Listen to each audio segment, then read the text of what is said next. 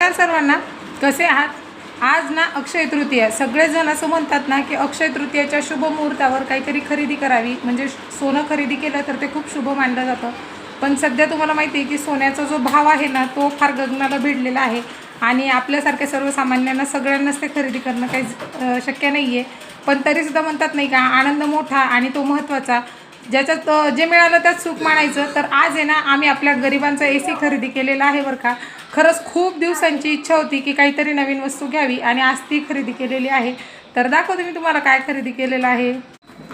तर हे बघा, सध्या सगळ्यांना माहिती आहे वातावरणात एवढी उष्णता वाढलेली ना की दिवसभर काम करून आल्याच्या नंतर आहे ना गरमाईने रात्रीची झोप लागत नव्हती.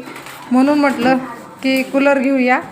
खरं सांगायला गेलं ना तर एवढ्या 10 वर्षात अशी वेळ कधी आली नाही बरं का की म्हणजे इथे उष्णता जाणवेल. पण ह्या वर्षी उष्णतेने कहर केला आहे, कहर. आणि हे बघा, हे असं आम्ही कूलर घेतलेला आहे. तर कमेंट बॉक्समध्ये नक्की सांगा तुम्हाला आमचं कूलर कसं वाटतं. आणि ही आमची घरची मोठी मुलगी.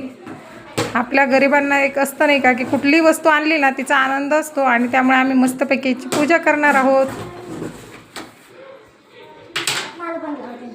हां, म्हणून 1 मिनटं साईडला हो, सगळेजण करूया.